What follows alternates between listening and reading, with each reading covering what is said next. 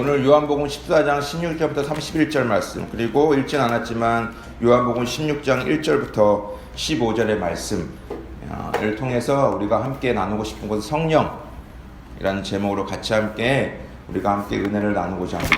우리가 지난 시간에 기억하시는지 모르겠지만 우리가 교회력으로 지난주가 성령 강림주일이었어요. 성령 강림주일을 맞이해서 저희가 이 성령 강림하신 것의 의미가 무엇인가, 성령께서 이 땅에 오신 그 의미가 우리 인생, 우리 삶에 또 이 구속사에 어떤 의미가 있는가 라는 것을, 성령 강림의 의미를 우리가 함께 나눴습니다. 사도행전 2장 1절부터 13절의 말씀을 통해서 오순절날 성령이 오심을 통해서 과연 그것이 어떠한 의미가 있는가라는 것을 함께 나누었어요. 우리가 성령께서 오신 것은, 다시 한번 리뷰를 하자면, 복습을 하자면, 성령께서 오신 것은 갑작스럽게 그냥 오신 것이 아니라 이미 뭐예요? 구약과 신약에서 예언하신 그대로 하나님께서 성취하신 사건이 오순절날 성령 강림 사건이다라는 것을 우리가 함께 나눴습니다. 구약에서는 요엘서에서 2장 28절에서 모든 민족에게 내가 나의 영을 부어주겠다. 마지막 때. 이 마지막 때라는 것은 좀 중요한 포인트라고 그랬죠. 마지막 때라는 것은 예수 그리스도가 이 땅에 오신 그 순간, 하나님의 나라를 선포하신 그때가 마지막 날, 그리고 예수 그리스도가 다시 죽으시고 부활하셔서 다시 오실 그때까지의 그 순간을 우리가 마지막 때라는 것을 우리가, 그러니까 저와 여러분은 지금 무슨 때를 살아가고 있는 겁니까? 마지막 때를 살아가고 있는 겁니다. 마지막 때라는 게 어떤 추상적인 것이 아니라 예수 그리스도가 이 땅에 오셔서 하나님의 나라를 선포하셨고, 그리고 이제 부활하셔서 그분이 분명하게 사도행전에 약속하신 그대로 내가 다시 오실 것이다, 내가 다시 올 것이다 라고 했던 그 예수의 다시 재림, 그 중간 사이를 우리가 살아가고 있는 거예요. 그것이 이제 마지막 때입니다. 그래서 우리가 하나님의 나라를 이미 임했지만 아직 완성되지 않는 나라, 예수님께서 이 땅에 오실 때 이제 완전히 완성될 나라, 그 중간, 이 마지막 시대를 우리가 지금 살아가고 있는 것이죠.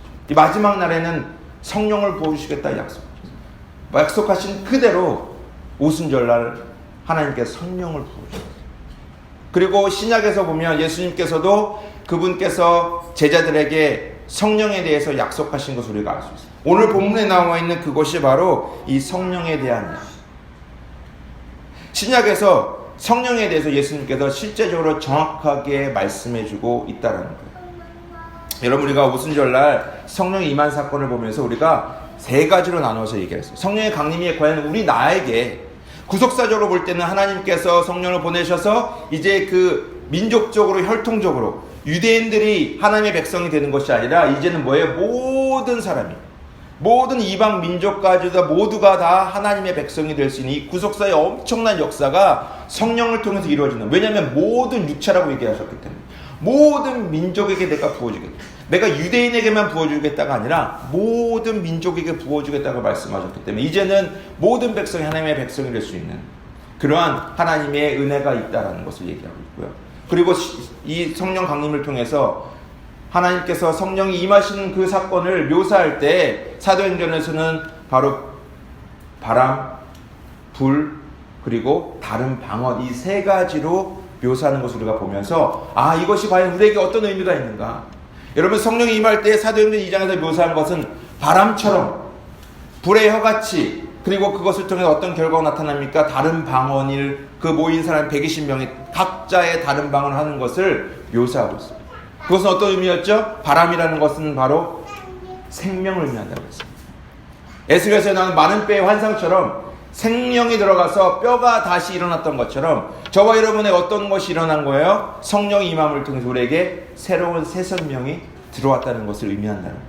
우리는 죽었던 영, 하나님을 절대로 알아볼 수 없고 예수 그리스도를 우리가 그분을 나의 구원자로 고백할 수 없는 그런 죽었던 우리의 영이 성령을 통해서 다시 소생되고 회복되어서 이제 우리가 하나님의 백성으로서 예수 그리스도를 나의 구원자요, 그분이 나의 메시아요, 그분이 나의 주인으로 살아가는 그 고백이 우리가 일어난 것입니다. 또 불의 혀같이, 불이라는 것은 어떤 의미였습니까? 바로 하나님의 임재를 나타냅니다.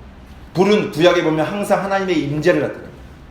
불이 임했다는 것은 하나님의 임재가 그 가운데 임했다는 거예요. 불의 혀처럼 성령이 임했다라는 것은 우리 안에 이제 어떤 것이 들어오신 겁니까? 하나님의 임재가 우리 가운데 일어납니다.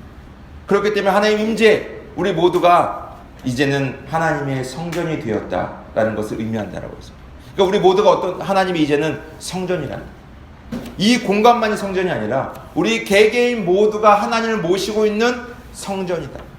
그렇기 때문에 우리 모두가 어떻게 삶을 살아가야 된다고 말씀드렸습니까? 하나님의 성전답게 말하는 것, 행동하는 것, 생각하는 것, 하나님의 임재가 있는 성전답게 살아가야 된다라는 것을 제가 말씀드렸어요. 그리고 다른 방언 얘기하는 것, 말이 내가 원래 했던 말이 아니라 전혀 다른 말을 하는 그 방언의 역사를 통해서 하나님께서는 이제 이 복음이 땅끝까지 전해지는 역사, 땅끝까지 복음이 전해질 수 있도록 그 언어의 변화를 통해서 이제 하나님께서 정말 땅끝까지 복음을 전하시겠구나 라는 그 사역, 그리고 그 언어가 바뀌는 것뿐만 아니라 불의 혀처럼 내 입에 거룩한 하나님의 불이 들어오면서 내 입이 하나님의 큰 일, 복음을 전하는 거룩한 입술로 변화된다는 것을 말씀드렸어요. 우리가 많이 배우고 우리가 정말 공부를 많이 한다고 해서, 경험이 많다고 해서, 또 나이가 많다고 해서 하나님의 일을 할 수 있는 것이 아니라 우리 가운데 성령이 임하심을 통해서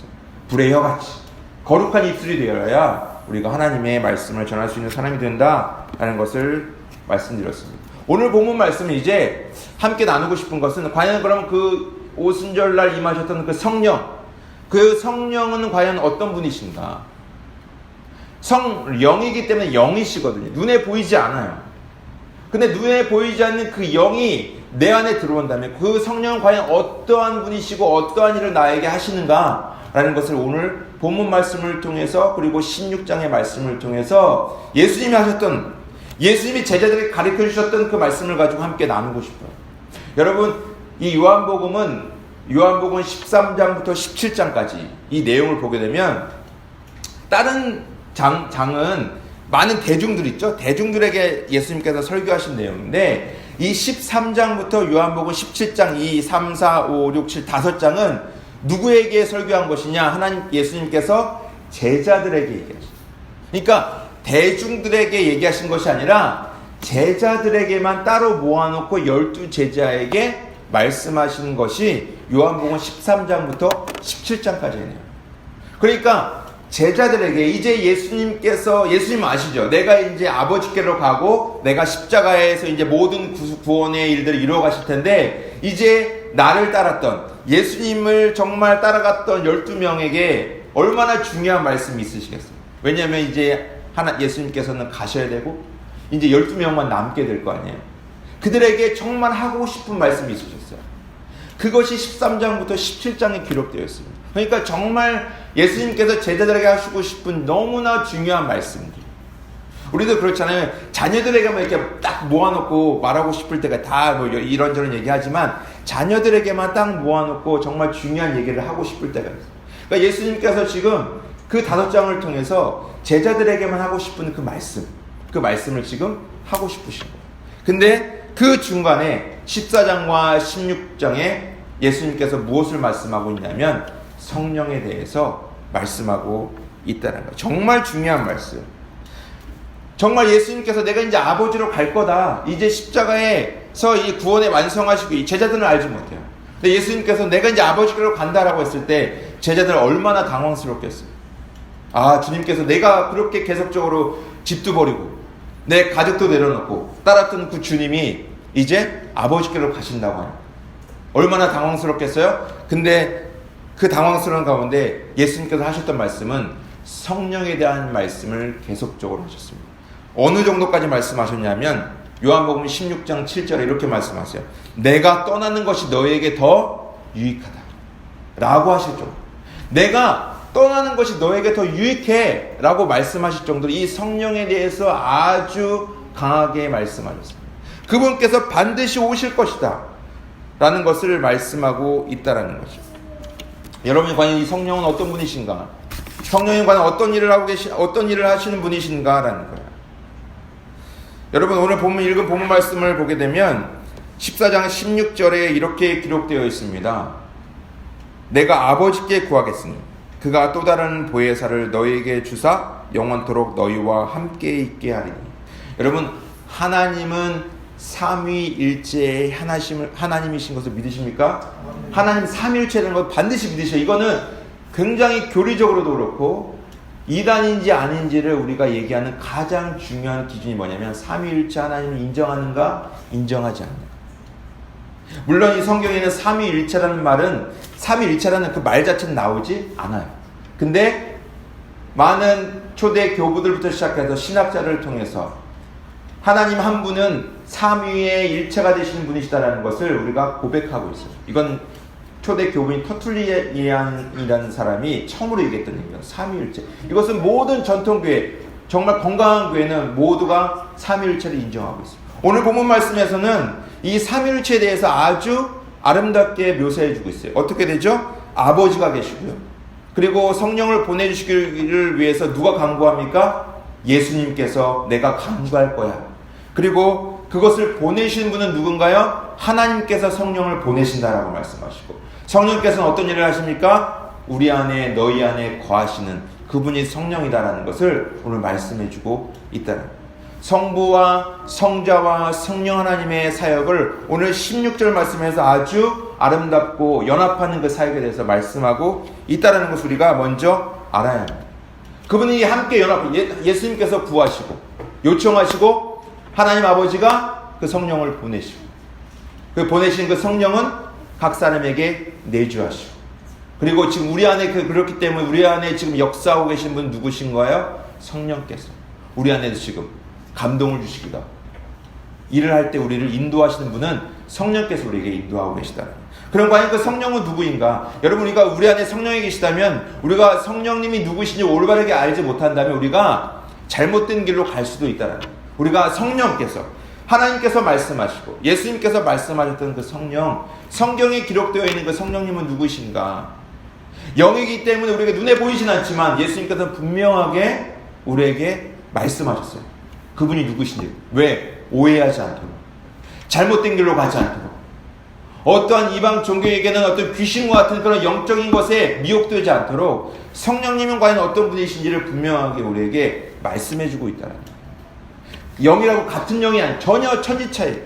하나님의 영이 성령 누구신가라는 것을 우리 같이 함께 나누고자 합니다. 여러분, 오늘 말씀해 보니까 어떻게 말씀하셨냐면 16절에 보면, 우리 16절을 보게 되면 이제 삼일체에 연합하는 사역을 예수님께서 말씀하셨다고 그랬어요. 근데 거기서 중요한 성령에 대해서 말씀하시는데 어떻게 말씀하시냐면 16절에 그가 또 다른 보혜사를 너에게 주사하라고.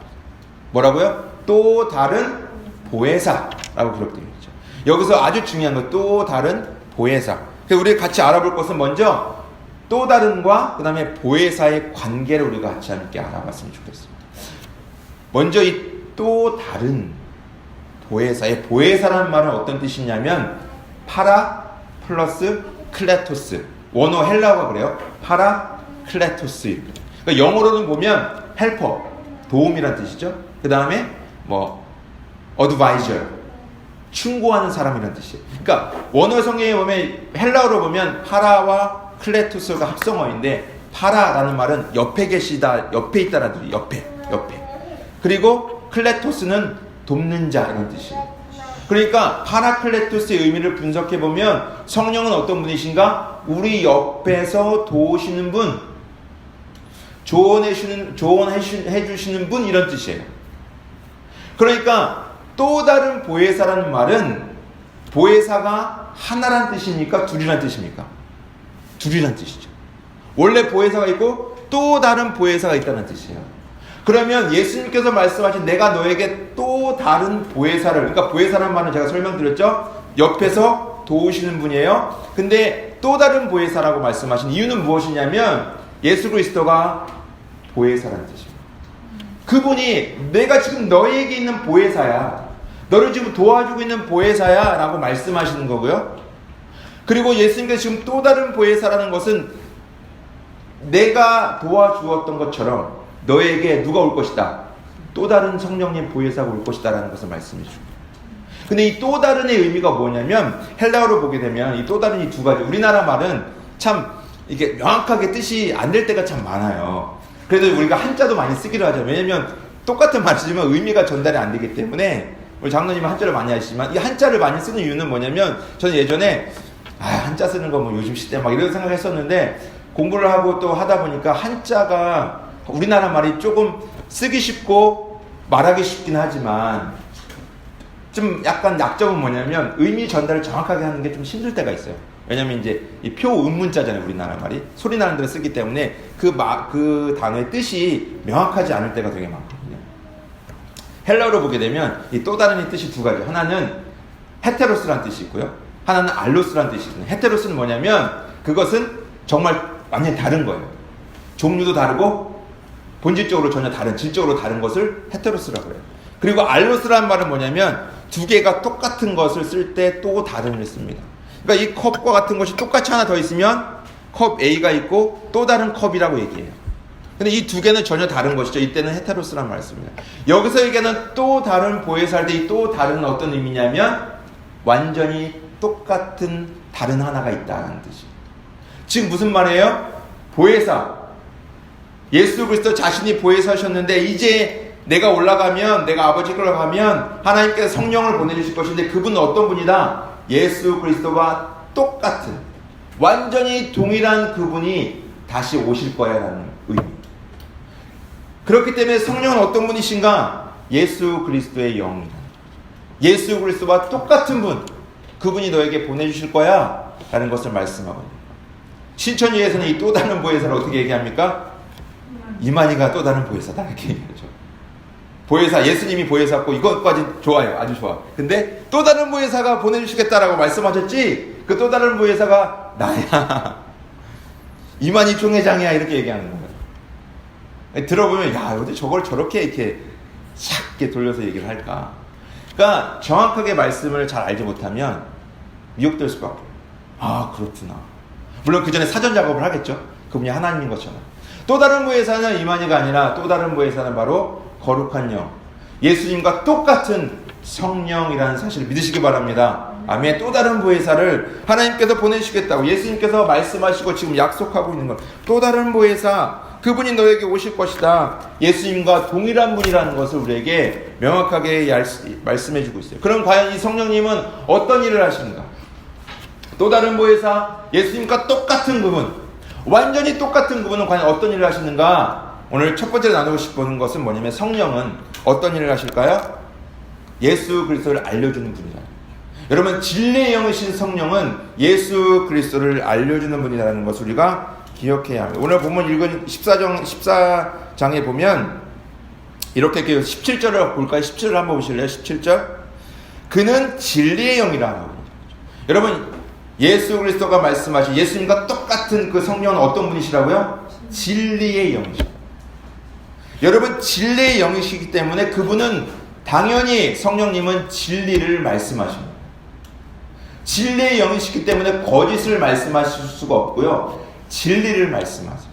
여러분 진리가 누구입니까? 성경에서 예수님께서 말씀하셨죠. 요한복음 14장 8절에 내가 곧 길이요 진리라. 예수 그리스도가 진리이시기 때문에 여러분 이 성령께서 하신 일은 또 가장 큰 특징이 뭐냐면 오늘 첫 번째 얘기하는 거죠. 예수 그리스도를 알려주는 거예요. 여러분 우리가 성령의 조명이라는 말을 쓰잖아요. 여러분 조명이 하는 역할이 뭐죠? 조명이 화려해요. 조명이 화려하지만 아무것도 비치지 못한다면 쓸모가 있나요? 없나요? 없잖아요. 조명이라는 것은 뭔가 비출 때 그 물건을 드러나게 하고 보여지게 하는 거예요. 여러분 성령께서 하시는 가장 큰 첫 번째 사역은 뭐냐면 예수 그리스도를 조명하시는 거예요. 예수 그리스도가 어떤 분이신지를 명확하게 말씀해 주시는 분이 바로 성령님이라는 거예요. 그렇기 때문에 저와 여러분이 우리 마음 가운데 성령님이 하시면 우리는 반드시 누구를 알게 되어 있습니까? 예수 그리스도를 알게 됩니다. 내가 배운 것으로 안 된다 그랬죠. 배워서 되는 것이 아니라 성령께서 내 마음 가운데 오셔서 그분이 랜턴을 비추듯 빛이 이 한 방향을 비추는 것처럼 그분이 비춰주실 때 우리는 누구를 아는 거예요? 예수님이 누구이신지를 안다는 거예요. 그리고 우리는 고백할 수 있는 거예요. 예수 그리스도가 나의 구원자이시고 그분은 태초부터 계신 분이고 그분께서는 나를 구원하기 이 땅에 오셨고 그분은 죽으셨고 부활하셨다 라는 그 놀라운 진리의 말씀을 우리는 성령이 비춰주심을 통해서 그분을 알 수 있는 거예요. 그러니까 성령을 받았다 안 받았다는 제가 지난주에도 말씀드렸지만 우리가 예수 그리스도를 진심으로 우리 마음 가운데 고백한다면 우리 가운데는 성령께서 이미 들어오셔서 조명해 주시고 계시다. 예수 그리스도가 누구이신지를 알려주는 그것이 바로 성령께서 오늘 우리에게 하시는 말씀이에요. 왜냐하면 그분은 진리의 영이시기 때문에. 진리의 반대말은 무엇일까요? 미혹이죠. 여러분, 우리가 정말 우리 가운데 진리의 영이 오시지 않으면 우리는 미혹될 수밖에 없어요. 다른 종교를 찾을 수밖에 없고, 다른 신을 섬길 수밖에 없고, 또한 아무것도 안 믿어. 이것 또한 뭐예요? 미혹입니다. 나는 신을 존재를 안 믿어. 나는 내가 나만 믿어. 난 그런 거 안 믿어. 멍청한 짓이야. 이 또한 미혹되는 거죠. 나만 믿는 거예요? 그것도 미혹되는 거예요. 성령을 받지 못한 사람들은 미혹되어 살아갑니다. 진리의 영이 내 안에 계시지 않기 때문에. 예수 그리스도를 알지 못하기 때문에. 우리가 예수 그리스도를 알므로 우리는 알게 돼요. 예수 그리스도 그분을 통해. 또한 우리는 누구를 알게 됩니까? 하나님 아버지를 알게 되죠. 하나님 아버지는 우주 만물을 창조주시고 지금도 우주 만물을 통치하시고 다스리시는 그분이다라는 사실을 우리는 진리에 여기신 성령을 통하여 우리는 알 수 있다라는 것을 오늘 말씀하고 있어요.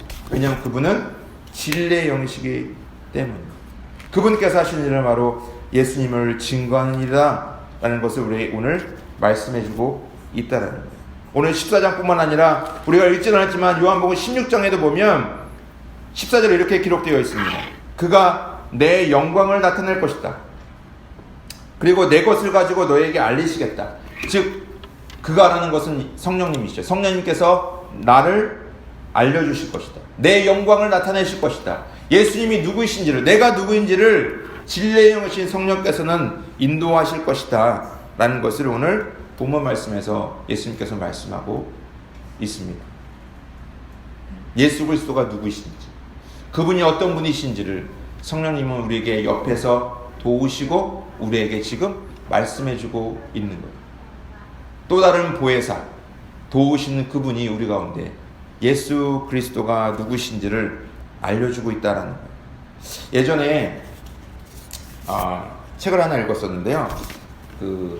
조나단 에드워드 목사님이 쓰신 책이 있어요. 근데 조나단 에드워드 목사님이 쓰신 책 중에 성령의 역사 분별법이라는 책이 있습니다. 거기에 보면은 그때 영국에 이제 엄청난 부흥이 일어나면서 막 사람들이 막 성령 받으니까 막 쓰러지고 막 소리 지르고 막 이런 일이 막 일어났어요. 이제 그것을 보면서 그분이 쓰신 책인데 거기에 어떻게 기록되어 있냐면 성령 받은 사람의 가장 첫 번째 특징이 뭐냐? 예수 그리스도를 고백하고 그분을 사랑한다는 거예요. 그리고 뭐 두 번째가 하나님의 말씀을 읽고 싶은 그 욕구가 막 일어나는 거예요. 그것이 바로 성령을 받은 증거다라는 것을 말씀하고 있어요.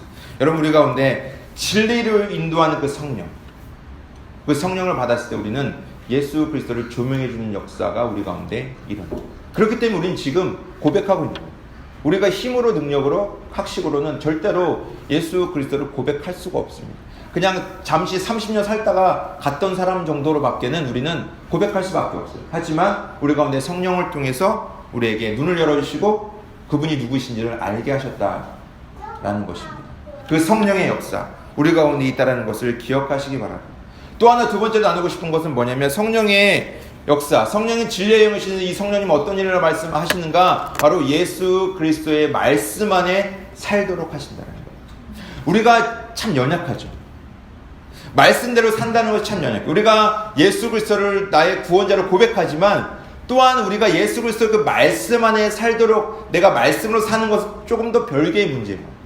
내가 그분을 구원자로 받아들이고 내가 그분 없이는 내가 살아갈 수 없다라고 고백하지만 내가 그 말씀 안에 살아가는 것은 또한 다른 얘기일 수 있습니다. 하지만 이 성령께서 하시는 또 하나의 일은 뭐냐? 바로 우리가 예수 그리스도 그 하나님의 말씀 안에 살아가도록 우리에게 힘을 주시고 우리를 인도하신다라는 것을 우리가 알 수 있어요. 여러분, 우리가 예수님의 그 말씀, 하나님의 말씀을 떠나서 성령님을 경험한다는 것은 매우 위험한 일이에요.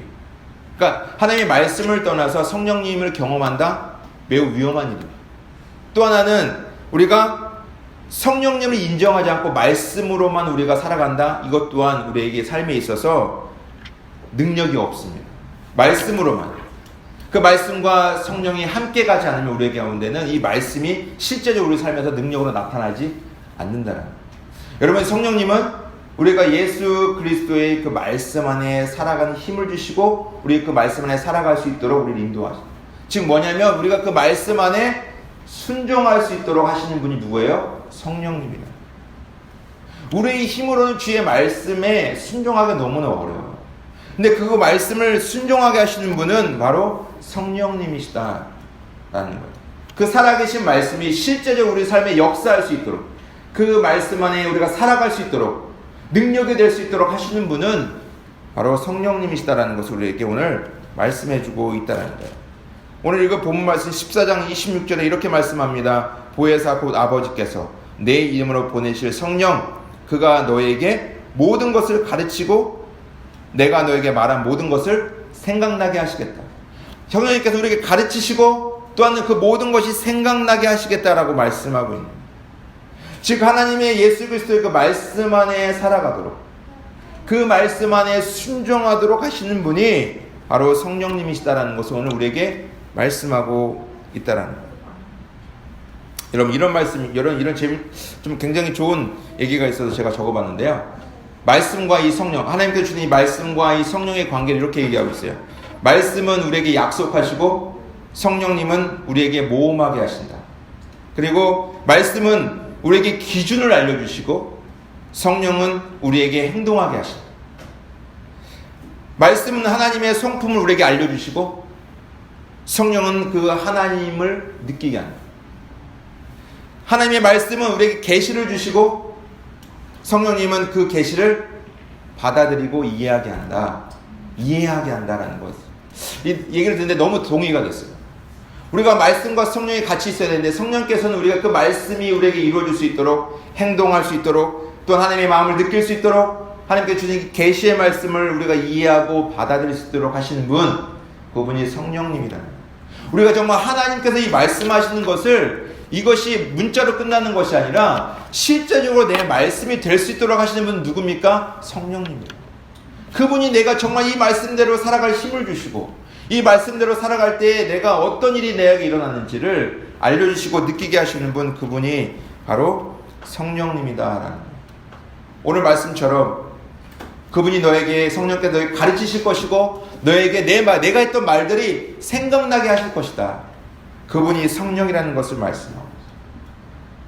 우리가 무엇인가를 공부하거나 가르쳐서가 아니라 성령께서 우리 안에서 실제적으로 주도적으로 우리를 인도하고 우리 앞에 가실 때 우리가 그분의 말씀에 순종해서 살아갈 수 있는 힘을 우리에게 허락하신다라는, 그분께서 우리에게 가르치시고 생각나게 하신다라는 것을 오늘 말씀하고 있습니다. 오늘 14장에 보면 이런 말씀이 있죠. 14장 21절에 이렇게 기록되어 있습니다. 나의 계명을 지키는 자라야 나를 사랑하는 자다. 나를 사랑하지 않는 자는 내 아버지께 사랑을 받을 것이, 나를 사랑하는 자는 내 아버지께 사랑을 받을 것이요 나도 그를 사랑하여 그에게 나타나리라. 하나님을 사랑하는 자는 주의 말씀을 지키게 되있다. 계명을 지키는 것, 그것을 지키게 하고 순종해야 하는 것은 바로 누굽니까? 성령님입니다. 성령께서는 계속적으로 지금 말씀하시는데 그 계명, 하나님의 그 계명을 지키게 하시는 분, 그 말씀을 생각나게 하시는 분, 주도적으로 나의 삶을 인도하시는 분, 그분은 바로 성령님이다라는 거예요. 그렇기 때문에 우리는 예수 그리스도의 말씀 안에 살기 위해서 우리는 성령님을 인정하고 그분을 환영하고 그분의 말씀에 귀를 기울여요. 우리가 앞서가는 것이 아니라 그분은 과연 나를 어떤 말씀 안으로 우리를 인도하시고 내가 무엇을 하기를 원하십니까? 나의 인생에서, 나의 삶에서 과연 그분은 나를 어떻게 인도하시는가? 그것은 성령님을 의지할 때 그분께서 나에게 가르쳐 주시고 나에게 주님께서 말씀하신 것을 생각나게 하신다는, 그분이 우리의 삶을 인도하고 가실 때, 여러분, 베드로가 예수님께서 내가 이제 죽을 것이다 라고 얘기했을 때 베드로가 뭐라 그랬어요? 혈기가 왕성해서 그런 일이 절대로 일어날 수 없습니다 라고 얘기했습니다. 그때 예수님께서 베드로에게 칭찬하시지 않았어요. 사탄아 물러가라. 네가 하나님의 일을 생각하지 않는구나. 내 뒤로 물러가라 라고 말씀하셨어요. 내 뒤로 물러가라는 말은 어떤 의미예요? 네가 지금 내 앞에 가고 있다는 거예요. 네가 보기에는 그게 올바른 것 같고 네가 보기에는 하나님을 생각하는 것 같고 하나님의 일을 하는 것 같지만 예수님이 보시는 것은 뭐예요? 네가 지금 내 앞에서 일하고 있다는 거예요. 우리가 성령님을 의지하지 않으면 똑같습니다. 내가 정말 의롭고 하나님의 일을 아름답게 하는 것 같지만 내가 앞에서 일하는 경우가 생길 수 있다는 거예요. 주님이 뒤에 계시고 성령님이 뒤에 계시고 내가 앞에서 행하는 일들이 일어날 수도 있다는 거예요. 여러분, 우리가 예수 그리스도 말씀 안에 살도록 하시는 그 성령을 의지할 때 우리가 앞에 가는 것이 아니라 우리가 뒤에서 그분이 인도하심을 따라가는 그 삶이 우리 가운데 있기를 축원합니다. 성령님이 인도하시는, 내가 앞서서 내가 잘나갖고 막 하는 것이 아니라 나는 주의를 한다고 하지만 주님께서 이렇게 말씀하실 수 있다고요. 내 뒤로 물러가라. 사탄아 물러가라. 네가 지금 하나님 일을 생각하지 않고 사람의 생각을 하는구나, 사람 일을 하는구나 라고 말씀하실 수 있어요. 열심히 하지만 그것이 사람의 일로 끝나버리는 경우도 있을 수 있다라는 거예요. 예수님의 말씀 안에 순종하게 하시는 그 성령, 오늘 예수님께서 말씀하고 저와 여러분의 삶에 있어서 성령 강림이 우리 가운데 생명을 주시고 우리가 하나님의 임재가 우리 가운데 있다면 이제 우리는 성령의 인도하심을 따라합니다. 근데 그 성령님은 어떤 분이신가? 우리는 성령님을 통해서 예수 그리스도를 알 수 있다라고 말씀드렸어요. 여러분, 만약에 성령을 받았다고 하는데 예수 그리스도를 인정하지 않고 다른 말이 나온다거나 다른 어떤 상황들을 쫓는다면 그것은 성령을 받지 않을 확률이 높을 수 있다. 내 안에 성령님이 계신가 안 계신가? 예수 그리스도를 높이지 않고 설마 혹시나 우리가 은사들이 막 나타나서 귀신 쫓고 병 고치고 하는 역사들이 일어났지만 방언을 막 유창하게 하지만 혹시라도 그 가운데 내가 나의 삶에 예수 그리스도를 높이고 그분을 나타내지 않는 삶이라면 그것은 성령을 받았는지 안 받았는지 의심해 볼 수 있다. 예수님 말씀하시던 주여 주여 하는 자마다 천국에 들어가지 못한다. 제자들이 와서 얘기해, 저는 예수 이름으로 귀신 쫓았습니다. 이런 일도 했습니다. 이런 일을 했습니다. 예수님 뭐라고 하셨어요? 내가 너희를 도무지 알지 못한다. 이런 일이 일어날 수 있다. 성령께서는 분명하게 예수 그리스도 그분을 반드시 말씀하시고 그분 우리에게 계시해 주시고 계시기 때문에 우리 안에 그거 외에 예수 그리스도 외에 다른 것이 자꾸만 자랑거리가 된다. 나 병 고치는 능력 있어. 나 귀신 쫓는 능력이 있어. 나 방언 유창하게 해. 내게 예언한 능력이 있어. 라고 얘기하지만 핵심 가운데 예수 그리스도를 나타내지 않는다면 그것은 미혹되어 있는 확률이 높을 수 있다. 그러니까 우리가 분별해야 될 필요가 있다. 두 번째는 예수 그리스도 그분이 성령을 통해서 말씀하신 것은 그분의 말씀 안에 순종하도록 하는 능력을 우리에게 주신다는 거예요. 그분의 말씀에 순종하도록 살도록 하시는 분, 그분이 바로 성령님이시다라는, 우리가 주도적으로 아니라 그분이 주도적으로 우리의 삶을 인도하실 수 있도록 우리가 그분을 인정하고 그분의 말씀 안에 살도록 순종하는 삶이 우리 가운데 필요하다라는 것입니다. 우리 모두의 삶에 이런 성령님의 인도하심이, 성령님의 조명하심이 저와 여러분의 삶에 있어서 정말 풍성한, 정말 이 마지막 시대, 예수께서 예수께서 오실 초림하시고 다시 재림하실 그 이 중간 마지막 날을 살아가는 우리에게 성령을 보내주셨는데 그 성령을 의지하고 더 풍성한 하나님의 일을 감당하고 또한 더 풍성한 하나님을 느끼고 경험하는 그런 복된 삶이 되기를 예수 그리스도의 이름으로 축원합니다. 아멘. 기도하겠습니다. 거룩하신 하나님 아버지, 우리가 더 성령님을 알기 원합니다. 우리에게 성령님을 주셨는데 우리 가운데 계신 그 성령님을 통하여 우리가 주 예수 그리스도를 고백하게 하시고 또 아버지 우리 삶에 있어서 구체적으로 말씀에 순종하게 하시는 그 성령님을 더 알아가게 하시고 또 주님과 동행하는 삶이 될 수 있도록 주님 인도하여 주옵소서. 감사하며 거룩하신 예수님 이름으로 기도드렸습니다. 아멘.